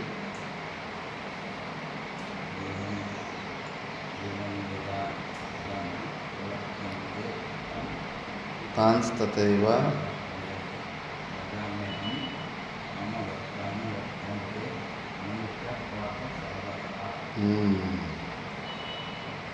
हे पार्थ ये मां यथा प्रपद्यन्ते अहं तां तथा एव भजामि. मनुष्याः सर्वशः मम ವರ್ತಮ ಅನುವರ್ತಂತೆ. ಇಲ್ಲಪ್ಪ ಅರ್ಜುನ, ನನ್ನ ಮೇಲೆ ನೀನು ಪಾರ್ಶಿಯಾಲಿಟಿ ಪಕ್ಷಪಾತದ ಆರೋಪ ಮಾಡಬೇಡ. ಯಾರೋ ಒಬ್ಬರಿಗೆ ಒಂದು ಥರ ಮನುಷ್ಯರಿಗೆ ನಾನು ಮೋಕ್ಷ ಕೊಟ್ಟು ಇನ್ನೊಬ್ಬರು ಕೊಡಲ್ಲ ಅಂತ ನನ್ನ ಮೇಲೆ ಆರೋಪ ಮಾಡಬೇಡ. ಯಾರು ನನ್ನನ್ನು ಯಾವ ಪ್ರಕಾರದಿಂದ ಭಜನೆ ಮಾಡ್ತಾರೋ ನಾನು ಅದೇ ಥರ ಅವ್ರಿಗೆ ನಾನು ಹೊರಗೆ ಕೊಡುವೆ. ಅವ್ರವ್ರಿಗೆ ಫ್ರೀಕ್ವೆನ್ಸಿಗೆ ಅನುಕೂಲವಾಗಿ ನಾನು ಅದೇ ಥರ ಅವ್ರಿಗೆ ಕಾಣಿಸುವೆ. ಅಷ್ಟೇ ಹೊರತು ಮನುಷ್ಯ ಸರ್ವಶಃ ಮಮ ವರ್ತ್ಮ ಅನುವರ್ತಂತೆ. ಅವ್ರಿಗೆ ಕರ್ಮದಲ್ಲಿ ತುಂಬ ಇಷ್ಟ ಇರುತ್ತೆ. ಅವ್ರ ಕರ್ಮದ ಸಲುವಾಗಿ ಪುತ್ರೇಷ್ಟು ಮಕ್ಕಳು ಬೇಕಂತ ಇಚ್ಛೆಯಿಂದ ಪ್ರಾರ್ಥನೆ ಮಾಡ್ತಾರೆ, ಇಂದ್ರನನ್ನು ಬೇಡ್ಕೊತಾರೆ. ಆವಾಗ ನಾನು ಇಂದ್ರ ರೂಪದಲ್ಲೇ ಅವ್ರಿಗೆ ಅದೇ ಥರ ಇದು ಮಾಡ್ತೀನಿ. ಯಾವ ದೇವ್ರನ್ನೂ ಏನು ಅವ್ರು ಇದು ಮಾಡಿಕೊಟ್ರು ನಾನು ಅದೇ ಥರನೇ ಅವ್ರು ರೆಸ್ಪಾಂಡ್ ಆಗ್ತಾ ಇರ್ತೇನೆ. ಗಜೇಂದ್ರ ಮೋಕ್ಷದಲ್ಲಿ ಅಲ್ಲಿಗೆ ಸಿಕ್ಕಾಕೊಂಬಿಟ್ಟಿರುತ್ತೆ ಗಜೇಂದ್ರ ಆನೆ. ಓ ವೈಕುಂಠವಾಸಿ ಬಾಪ ನನ್ನ ಕಾಪಾಡು. ಮತ್ತು ವೈಕುಂಠ ಅಂದರೆ ತುಂಬ ದೂರ ಇರುತ್ತೆ. ವಿಷ್ಣುವನ್ನು ನೀನು ವೈಕುಂಠದಲ್ಲಿರೋವನು ಪರಮಾತ್ಮ ಅಂತ ಅಂದ್ಕೊಂಡಿದ್ದೀವಿ. ಮತ್ತು ಅಲ್ಲಿಂದ ಬಾ ಅಂದ್ರೇನ ಸ್ವಲ್ಪ ಸಮಯ ಆಗುತ್ತೆ ಇಲ್ಲ. ಗರುಡ ವಾಹನ ಮೇಲೆ ಕೂತ್ಕೊಂಡು ಬರ್ತಾ ಇರ್ತಾನೆ. ಲೇಟ್ ಆಗ್ತಾ ಇರುತ್ತೆ. ಇಲ್ಲಿನ ಮೊಸಳೆ ತಿಂದು ನುಂಗ್ಬಿಡ್ತಾ ಇರುತ್ತೆ. ಲಾಸ್ಟ್ಗೆ ಜ್ಞಾನೋದಯ ಆಗಿಬಿಟ್ಟು ಓ ಸರ್ವವ್ಯಾಪಕನಾದ ಪರಮಾತ್ಮನೇ ನೇತಿ ನೇತಿ ಎಂಬ ಶಬ್ದಗಳನ್ನು ಬಳಸಿ ಎಲ್ಲವೂ ನಿಷೇಧ ಆದಮೇಲೆ ಶೇಷ ರೂಪದಲ್ಲಿ ಏನು ನಿಲ್ಲುತ್ತೋ ಸಾಕ್ಷಿ ರೂಪ ಚೈತನ್ಯ ಸರ್ವವ್ಯಾಪಕವಾದ ಪರಮಾತ್ಮನೇ ಬಂದು ಕಾಪಾಡು ಅಂತಾರೆ. ಅವಾಗ ಟಕ್ಕಂತ ಪ್ರತ್ಯಕ್ಷ ಆಗಿರ್ತಾನೆ. ನೀನು ಫಸ್ಟು ಪರಿಚ್ಛಿನ್ನ ಲಿಮಿಟೆಡ್ ರೂಪದಲ್ಲಿ ವೈಕುಂಠವಾಸಿ ವೈಕುಂಠದಲ್ಲಿರೋವನೇ ಅಂದಾಗ ನಾನು ಅದೇ ಥರ ಬರ್ತಾಯಿದ್ದ. ಈಗ ನೀನು ಸರ್ವವ್ಯಾಪಕನಾದ ಪರಮಾತ್ಮ ಅಂತ ನೀನು ಯಾವಾಗ ಸ್ತುತಿ ಮಾಡ್ತಾ ಟಕ್ಕಂತ ಪ್ರತ್ಯಕ್ಷ ಆಗಿಬಿಟ್ಟು ಸುದರ್ಶನ ಚಕ್ರದಿಂದ ಆ ಮೊಸಳೆಯನ್ನು ಸಾಯಿಸಿಬಿಡ್ತಾನೆ. ಅಷ್ಟೇ. ನಾವು ಯಾವ ಪ್ರಕಾರದಿಂದ ಭಗವಂತನನ್ನು ಪೂಜನೆ ಮಾಡ್ತೀವೋ ಅದೇ ಪ್ರಕಾರದಲ್ಲಿ ಕಾಣಿಸ್ಕೊಡ್ತಾ ಇರ್ತಾನೆ. ಅದಕ್ಕೆ ಸಗುಣ ಸಾಕಾರ ರೂಪವಾದಂಥ ದರ್ಶನಗಳು ಅವು ಇವು ಅವು ಅದ್ಭುತನೇ. ಅವುಗಳಿಂದ ಎಷ್ಟೋ ಲಾಭಗಳು ಬರುತ್ತೆ. ಲೌಕಿಕವಾದಂಥದ್ದು ಎಷ್ಟೋ ಲಾಭಗಳು, ಆಧ್ಯಾತ್ಮಿಕದ ಕಡೆಯಲ್ಲಿ ಅತ್ಯಂತ ಏಕಾಗ್ರತೆ ಇವೆಲ್ಲ ಬರ್ತಾ ಇರ್ತವೆ. ಆದರೆ ನೀನು ಭಗವಂತನ ಗುಣಗಳನ್ನೆಲ್ಲ ಏನೆಲ್ಲ ಚಿಂತನೆ ಮಾಡಿ ಭಗವಂತನು ಎಷ್ಟು ಶಕ್ತಿಶಾಲಿ ಅನ್ನೋದು ಪುರಾಣಗಳಿಂದ ಅಲ್ಲಿ ಇಲ್ಲಿ ಓದಿ ಎಲ್ಲ ನೀನು ಊಹನೆ ಮಾಡ್ಕೊಂಡಿರ್ತೀಯೋ ಅಷ್ಟೇ ಪವರ್ಫುಲ್ಲಾಗಿ ಭಗವಂತ ಹೊರಗಡೆ ಕಾಣಿಸ್ತಾನೆ. ಅದಕ್ಕೆ ಮಿಂಚಿ ಇಲ್ಲ. ನಿನ್ನ ಓನ್ ಪ್ರೊಜೆಕ್ಷನ್, ನಿನ್ನ ಒಂದು ಬುದ್ಧಿಯ ಒಂದು ಪ್ರೊಜೆಕ್ಷನ್ ಅದು. ರಾಮಕೃಷ್ಣ ಪರಮಹಂಸರಿಗೆ ಕಾಳಿಕಾದೇವಿ ಸಾಕ್ಷಾತ್ ಪ್ರತ್ಯಕ್ಷ ಆಗಿತ್ತು. ಮತ್ತು ತತ್ವಮಸಿ ಮಹಾವಾಕ್ಯ ಉಪದೇಶ ಕೂಡ ಮಾಡ್ಬೋದಾಗಿತ್ತಲ್ಲ ಅಲ್ಲೇ. ಯಾಕೆ ಮಾಡೋಕ್ಕಾಗಲಿಲ್ಲ? ಯಾಕೆ ಮಾಡಲಿಲ್ಲ ದೇವಿ ಉಪದೇಶ? ಡೈಲಿ ಅಳ್ತಾ ಇದ್ದ, ಅಯ್ಯೋ ಅಮ್ಮ ಹೋಯ್ತಲ್ಲ, ಇವತ್ತಿನ ದಿನ ಹೋಯ್ತಲ್ಲ, ಇನ್ನೂ ಪರಮಾನಂದ ಸ್ಥಿತಿಯನ್ನು ನಾನು ಬೇಡ್ಕೊಂಡಿಲ್ಲ. ಮೋಕ್ಷನೇ ಬೇಡ್ಕೊತಾ ಇದ್ದ ಡೈಲಿ. ದರ್ಶನ ಆಗ್ತಾನೇ ಇತ್ತು. ದರ್ಶನ ಆದಮೇಲೆ ಅಳ್ತಾ ಇದ್ದ. ಓ ದೊಡ್ಡ ಕತೆ. ದರ್ಶನ ಆಗಿ ಪ್ರಪಂಚದಲ್ಲಿ ಜನರೆಲ್ಲ ಬರ್ತಾ ಇದ್ರೆ ರೋಗ ಇರೋನಿಗೆ ರೋಗ ವಾಸಿ ಆಗ್ತಾ ಇತ್ತು, ಮದುವೆ ಆಗದೆ ಇರೋನಿಗೆ ಮದುವೆ ಆಗ್ತಾ ಇತ್ತು, ಆ ಮಕ್ಳು ಇಲ್ಲದೆ ಇರೋನಿಗೆ ಮಕ್ಕಳು ಆಗ್ತಾ ಇತ್ತು, ಉದ್ಯೋಗ ಇಲ್ದವ್ರಿಗೆ ಉದ್ಯೋಗ ಸಿಗ್ತಾ ಇತ್ತು. ಇವೆಲ್ಲ ಸಿದ್ಧಿಗಳು ಬಂದ ಮೇಲೆ ಅಳ್ತಾ ಇದ್ದ. ಮತ್ತು ಮಣ್ಣಲ್ಲಿ ಹೊರಲಾಡ್ತಾ ಇದ್ದಿದ್ದು ಏತಕ್ಕೆ? ಮೋಕ್ಷ ಸಲುವಾಗಿ, ಪರಮಾನಂದ ಸಲುವಾಗಿ ಒದ್ದಾಡ್ತಾ ಇದ್ದ. ಮತ್ತು ಯಾಕೆ ಕೊಡೋಕ್ಕಾಗಲಿಲ್ಲ ದೇವಿ? ವಿಚಾರ ಮಾಡಬೇಕಿಲ್ಲಿ. ಯಾಕಂದರೆ ದೇವಿಯನ್ನು ಪುರಾಣಗಳಲ್ಲಿ ಅಲ್ಲಿ ಇಲ್ಲಿ ಓದಿ ಎಷ್ಟು ಶಕ್ತಿಶಾಲಿ ಅಂತ ಊಹಿಸ್ಕೊಂಡಿದ್ದನೋ ಆ ಊಹನೆಗೆ ತಕ್ಕಂತೆ ತನ್ನ ಮನಸ್ಸೇ ಪ್ರೊಜೆಕ್ಷನ್ನೇ ಹೊರಗಡೆ ಹಂಗೆ ಡ್ಯುಯಲ್ ಪರ್ಸ್ನಾಲಿಟಿ ರೂಪದಲ್ಲಿ ಅದು ಕೆಲಸ ಮಾಡ್ತಾಯಿದೆ. ಅದು ಪವರ್ಫುಲ್ ಸ್ಟೇಜೇ ಅದು, ಮನಸ್ಸಿನ ಏಕಾಗ್ರತೆಗೆ ಅದು. ಆದರೆ ನೀನು ಓದಿರೋ ಪುರಾಣದಲ್ಲಿ ಅಲ್ಲಿ ಇಲ್ಲಿ ತತ್ವಮಸಿ ಆದಂಥದ್ದು ಈ ಬೋಧನೆ, ಈ ತತ್ವ ವಿಚಾರ ಅಲ್ಲಿ ಓದಿರಲಿಲ್ಲ. ಅದು ಓದಿದ್ದಿದ್ರೆ ದೇವಿ ಕೂಡ ಬಂದು ನಿನಗೆ ಆ ಮಾತನ್ನು ಹೇಳ್ತಾಯಿದ್ರು. ಅದಕ್ಕೆ ತೋತಾಪುರಿ ಅವಶ್ಯಕತೆ ಬೇಕಾಯಿತು. ಉಪಾಸನೆ ಬಲದಿಂದ ಅಂತಃಕರಣ ಶುದ್ಧಿಯನ್ನು ಹೊಂದಿದ್ದಕ್ಕೆ ಆ ಗುರುಗಳೇ ವ್ಯಾಪಕ ತತ್ವ ಅಲ್ಲ, ಪರಮಾತ್ಮ ತತ್ವ ಅಂದರೆ ಅಂಥದ್ದೊಂದು ಸಿಚುವೇಶನ್ ಕ್ರಿಯೇಟ್ ಮಾಡಿ ಅಂಥ ಗುರುಗಳು ಸಿಕ್ಕಿಬಿಟ್ರು. ಆ ತೋತಾಪುರಿ ಕೂಡ ಮತ್ತೆ ಸ್ವಲ್ಪ ಪರಿಶ್ರಮ ಮಾಡಬೇಕಾಗಿ ಬಂತಲ್ಲಿ. ಅದೇ ಪ್ರೇಮಾನಂದ ಪುರಿ ಅಂತ ಕೈಲಾಸಾಶ್ರಮದ 5ನೇ ಮಂಡಲೇಶ್ವರ ಋಷಿಕೇಶ್ನಲ್ಲಿ ಆತ ಶಾಸ್ತ್ರ ಓದಿದ್ದಾರೆ. ಫುಲ್ಲು ಪ್ರಸ್ಥಾನತ್ರಯಿ, ಬೃಹತ್ ಪ್ರಸ್ಥಾನತ್ರಯಿ ಇವೆಲ್ಲ ಓದಿಬಿಟ್ಟಿದ್ದಾರೆ. ಓದಿಬಿಟ್ಟು 3-4 ಬ್ಯಾಚ್ ಶಿಷ್ಯರಿಗೆ ಪಾಠ ಕೂಡ ಹೇಳ್ಕೊಟ್ಟು ಬಿಟ್ಟಿದ್ದಾನೆ. ಆದರೂ ಕೂಡ ಇನ್ನೂ ಧನ್ಯೋಹಂ ಸ್ವರೂಪದಲ್ಲಿ ನಿಲ್ಲೋದಕ್ಕೆ ಆಗ್ತಿರೋದಿಲ್ಲ. ಜಿಗುಪ್ಸೆ ಬಂದುಬಿಡುತ್ತೆ. ಏನು ಇನ್ನು ನಾನು ಅಂಥ ಒಂದು ಆತ್ಮಾನುಭೂತಿ ಸ್ಥಿತಿಗೆ, ನಿರ್ವಿಕಲ್ಪ ಸಮಾಧಿ ಸ್ಥಿತಿ ಅಂತ ಸ್ಥಿತಿಗೆ ಹೊಂದೋದಕ್ಕಾಗಲಿಲ್ವಲ್ಲ ಅಂದ್ಬಿಟ್ಟಿದ್ರು. ಜೀವನ ವೇಸ್ಟ್ ಆಗೋಯ್ತು ಅಂದ್ಬಿಟ್ಟಿದ್ದು. ನನಗೆ ಹಿಮಾಲಯ ಬಿಟ್ಟುಬಿಟ್ಟು, ಆಶ್ರಮ ಬಿಟ್ಟುಬಿಟ್ಟು ನಡ್ಕೊಂಡು ಹೋಗ್ಬಿಟ್ಟು ಇನ್ನು ಸೂಸೈಡ್ ಮಾಡ್ಕೋಬೇಕಂತ ನೋಡ್ತಾನೆ. ಅಲ್ಲೇ ಇನ್ನು ಸ್ವಲ್ಪ ಮುಂದ್ಗಡೆ ಹೋದ್ರೆ ಅಲ್ಲಿ ವಶಿಷ್ಠ ಗುಫಾ ಅಂತ ಇರುತ್ತೆ. ಅಲ್ಲಿ ಹೋಗ್ಬಿಟ್ಟು ಇನ್ನು ಆಹಾರ ಗೀಹಾರ ತಗೊಳ್ದಿರ ಇನ್ನು ಪ್ರಾಣ ಬಿಟ್ಬಿಡ್ಬೇಕು, ವೇಸ್ಟ್ ಆಗೈತೆ ಜನ್ಮ ಅಂತ. ಆದರೆ ಮುಂಚೆ ಗಂಗಾದೇವಿಯ ಉಪಾಸನೆ ಮಾಡಿರ್ತಾನೆ. ಗಂಗಾದೇವಿ ಅಂದರೆ ತುಂಬ ಇಷ್ಟ ಅವರಿಗೆ. ಆ ಗಂಗಾದೇವಿ ಉಪಾಸನೆ ನೋಡಿಬಿಟ್ಟು ಇನ್ನು ಪ್ರಾಣ ಹೋಗೋ ಅಂಥ ಸಮಯದಲ್ಲಿ ಗಂಗಾ ನದಿ ಪಕ್ಕದಲ್ಲೇ ಸ್ವಲ್ಪ ಗಂಗಾಜಲ ಬಾಯಲ್ಲಿ ಹಾಕ್ಕೊಂಡು ಪ್ರಾಣ ಬಿಟ್ಬಿಡೋಣ ಅನ್ನೋವಂಥ ಸಮಯದಲ್ಲಿ ಗಂಗಾದೇವಿ ಕೆಂಪು ಸೀರೆ ಸನ್ಯಾಸಿನಿ ರೂಪದಲ್ಲಿ ಬಂದುಬಿಟ್ಟಿದ್ದನು, ಎದ್ದು ಕೂಡಿಸ್ಬಿಟ್ಟಿದ್ದನು, ಮತ್ತೆ ಉಪದೇಶ ಮಾಡ್ತಾರೆ. ಆ ಉಪದೇಶ ಏನಂದರೆ ನ್ಯಾಯ, ತರ್ಕ, ಅದ್ವೈತ ಸಿದ್ಧಿ, ಈಗ ಆ ಟೆಕ್ಸ್ಟ್ ಬುಕ್ಕಲ್ಲಿರೋ ವಿಷಯಗಳೆಲ್ಲ ಬಂದು ಹೇಳಿ ಉಪದೇಶ ಮಾಡ್ತಾರೆ. ಉಪದೇಶ ಮಾಡಿ ನೀನು ಇವಾಗ ಮುಕ್ತನಾಗಿದೆಯಾ, ನೀನು ಮುಕ್ತನಾಗಿಲ್ಲ ಅಂತ ಕೇವಲ ನೀನು ಅಂತಃಕರಣ ಹೇಳ್ತಾ ಇದೆ ಅಂದ್ಬಿಟ್ಟು ಅಲ್ಲೇ ಪ್ರೂವ್ ಮಾಡಿಸ್ಬಿಟ್ಟು ಸಮಾಧಿ ಸ್ಥಿತಿಗೆ ಕಳಿಸಿಬಿಡ್ತಾನೆ. ಮತ್ತು ಈ ಅದ್ವೈತ ಸಿದ್ಧಿಯ ಮಾತು, ನ್ಯಾಯಶಾಸ್ತ್ರದ ಮಾತು ಕಾಳಿಕಾದೇವಿ ರಾಮಕೃಷ್ಣ ಪರಮಹಂಸರಿಗೆ ಯಾಕೆ ಹೇಳೋಕ್ಕಾಗಲಿಲ್ಲ? ಯಾಕಂದರೆ ಅವರವ್ರ ಇಷ್ಟ ದೇವತೆಗಳೆಲ್ಲ ಅವರವ್ರ ಪ್ರೊಜೆಕ್ಷನ್ನು, ಅವರ ಒಂದು ಮನಸ್ಸಿನ ಪ್ರೊಜೆಕ್ಷನ್ನೇ ಹೊರಗಡೆ ಹಂಗೆ ಕಾಣಿಸೋದು, ಬೇರೆಯವ್ರಿಗೆ ಕಾಣಿಸೋದಿಲ್ಲ. ಅವ್ರಿಗೆ ಮಾತ್ರನೇ ಕಾಣಿಸ್ತಾ ಇರುತ್ತೆ ಇಷ್ಟ ದೇವತೆ. ಈ ಸತ್ಯನ ತಿಳ್ಕೋಬೇಕು. ಆದ್ದರಿಂದ ನಾವು ಪೂಜೆ ಮಾಡೋ ಈಶ್ವರನ ನಾವು ಎಷ್ಟು ಶಕ್ತಿಶಾಲಿ ಅಂತ ಗುಣಗಳೆಲ್ಲ ನಾವು ಊಹಿಸಿಕೊಂಡು ಪೂಜೆ ಮಾಡ್ತಾ ಇರ್ತೇವೆ, ಅಷ್ಟೇ ಶಕ್ತಿಶಾಲಿಯಾಗಿ ಹೊರಗಡೆ ಕಾಣಿಸ್ಕೊಳುತ್ತೆ ಅದು ಇಷ್ಟ ದೇವತಾ ದರ್ಶನ. ಅದು ಬುದ್ಧಿತಂತ್ರವೇ ಅದು. ಅದಕ್ಕೆ ಜ್ಞಾನಕ್ಕೆ ಯಾಕೆ ಅಷ್ಟು ಶ್ರೇಷ್ಠ ಅಂತಿದ್ದಂದರೆ ಇಂಥ ಅದ್ಭುತವಾದಂಥ ದರ್ಶನ, ಆ ದರ್ಶನದಲ್ಲಿ ಎಷ್ಟೊಂದು ಕೆಲಸಗಳಾಗ್ತವೆ ಅಂದರೆ ಅನಿಮಗರಿಮದ ಸಿದ್ಧಿಗಳು ಅಲ್ಲಾಗುವಂಥ ಕೆಲಸಗಳೆಲ್ಲ ಆಗ್ಬಿಡ್ತಾ ಇರ್ತವೆ. ಬೇರೆ ವ್ಯಕ್ತಿಗಿಂತ ತುಂಬ ಪವರ್ಫುಲ್ ವ್ಯಕ್ತಿ ಆಗಿಬಿಟ್ಟಿರ್ತಾನೆ, ಅವನ ಹತ್ರ ಹೋದವ್ರಿಗೆಲ್ಲನೂ ಪರಿಷ್ಕಾರ ಆಗ್ತಾ ಇರುತ್ತೆ. ಅಂಥ ಅದ್ಭುತವಾದಂಥ ಸ್ಥಿತಿಯನ್ನು ಕೂಡ ತುಚ್ಛವಾದಂಥ ಸ್ಥಿತಿ ಅಂತ ಈ ಜ್ಞಾನ ಮಾರ್ಗ ತೆಗೆದು ಬಿಸಾಕ್ಬಿಡುತ್ತೆ. ಅದಕ್ಕೆ ಈ ಜ್ಞಾನ ತುಂಬ ಶ್ರೇಷ್ಠ ಅನ್ನೋದು. ರೀತಿಯ ಜ್ಞಾನ ಮೋಕ್ಷ. ನೀನು ಎಷ್ಟೇ ಅದ್ಭುತಗಳು, ಎಷ್ಟೇ ಮ್ಯಾಜಿಕ್ಗಳು ತೋರಿಸು, ಎಷ್ಟೇ ಪವರ್ಫುಲ್ ವ್ಯಕ್ತಿಗಳನ್ನು ತೋರಿಸು, ಮಿಥ್ಯ. ದೃಶ್ಯತ್ವಾತ್ ಮಿಥ್ಯ. ಅದು ದೃಶ್ಯಕೋಟಿಗೆ ಬಂದುಬಿಟ್ಟಿದೆ ಅಂದರೆ ಅದು ಮಿಥ್ಯ ಅಂತ ತಿರಸ್ಕಾರ, ಅನಾತ್ಮ ವಸ್ತುವನ್ನು ತಿರಸ್ಕಾರ ಮಾಡೋಷ್ಟು ಸಾಮರ್ಥ್ಯ ಜ್ಞಾನಿಗಿರುತ್ತೆ. ಆದ್ದರಿಂದ ಈ ವಿಷಯನ ನಾವು ತಿಳ್ಕೋಬೇಕು. ಪರಮಾತ್ಮನ ಕೂಡ ಏನು ಮಾಡ್ತಾನೆ? ರಾಮಕೃಷ್ಣ ಪರಮಹಂಸರು ಪುರಾಣಗಳು ಓದಿ ಕಾಳಿಕಾದೇವಿಯನ್ನು ಎಷ್ಟು ಯಾವ ರೀತಿ ತಿಳ್ಕೊಂಡಿದ್ದ ಅದೇ ರೀತಿಯಲ್ಲಿ ದರ್ಶನ ಕೊಟ್ಟ ಪರಮಾತ್ಮ.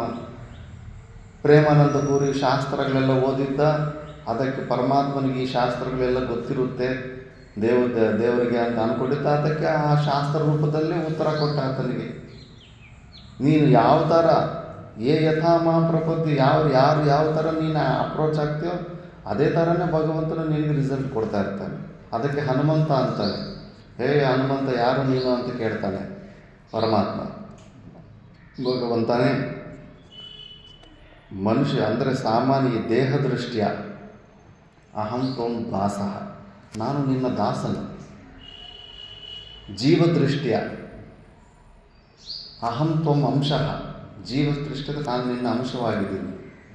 ಅಹಂ ದೃಷ್ಟ, ನನ್ನ ನಿಜವಾದ ಸ್ವರೂಪ ನೋಡಿದ ಅಹಮೇವ ತ್ವಂ, ನೀನೇ ನಾನು ನಾನೇ ನೀನು ಅಂತಾನೆ. 3 ಭಾವನೆ, 3 ಪ್ರಕಾರದ ಅಧಿಕಾರದಲ್ಲಿ ಹನುಮಂತ ಶ್ರೀರಾಮಚಂದ್ರ ಪ್ರಭುಗೆ ಅಂತಾನೆ. ದೇಹದೃಷ್ಟ್ಯ ಅಹಂ ತ್ವಂ ದಾಸಃ, ಜೀವದೃಷ್ಟ್ಯ ಅಹಂ ತ್ವಂ ಅಂಶಃ, ಅಹಂ ದೃಷ್ಟ ಅಹಮೇವ ತಂ. ಇದು ನಮ್ಮ ಸನಾತನ ಧರ್ಮ. ಅದಕ್ಕೆ 3 ಪ್ರಕಾರದಲ್ಲಿ ದ್ವೈತ, ವಿಶಿಷ್ಟಾದ್ವೈತ, ಅದ್ವೈತ, 3 ಪ್ರಕಾರ ಕ್ಯಾಟಗರಿಯಲ್ಲಿ ಸಾಧಕರಿರ್ತಾರೆ. 3 ಪ್ರಕಾರದ ಮತಗಳು ನಡೀತಾ ಇರ್ತವೆ. ಆದ್ದರಿಂದ ನಮ್ಮ ಕೆಪಾಸಿಟಿಗೆ ಅನುಕೂಲವಾಗಿ ಯಾವುದನ್ನು ಯಾರು ತಿರಸ್ಕಾರ ಮಾಡೋಂಗಿಲ್ಲ. ಅವ್ರವ್ರ ಕೆಪಾಸಿಟಿ. ಒಬ್ಬನಿಗೆ ದ್ವೈತಾನೇ ಭಗವಂತನ ದಾಸನಾಗಿ ಇರಬೇಕಂತ ಅನಿಸ್ತಾ ಇರುತ್ತೆ, ಅವ್ನಿಗೆ ಅಲ್ಲೇ ಕಿಕ್ಕು ಬರ್ತಾ ಇರುತ್ತೆ. ನಾನು ಭಗವಂತನಾದರೆ ಏನು ಕಿಕ್ ಇರುತ್ತೆ, ಭಗವಂತನಿಗೆ ನಾನು ದಾಸನಾಗಿ ಇರಬೇಕಂತ. ಇನ್ನೊಬ್ಬನಿಗೆ ವಿಶಿಷ್ಟಾದ್ವೈತ, ಜೀವಭಾವ ಇರೋ ಅಷ್ಟು ದಿವಸ ನಾನು ಭಗವಂತನ ಅಂಶ, ಜೀವ ಹೋದ ಮೇಲೆ ಪರಮಾತ್ಮನ ಅಂಶ ಅಂತ. ಅದ್ವೈತ ಸಿದ್ಧಾಂತ ಇಲ್ಲ. ನೀನು ಒಪ್ಕೊಳ್ಳಿಲ್ಲ ಅವರು, ನೀನು ಯಾವಾಗಲೂ ಒಂದೇ ನಿಜವಾದ ಸ್ವರೂಪ.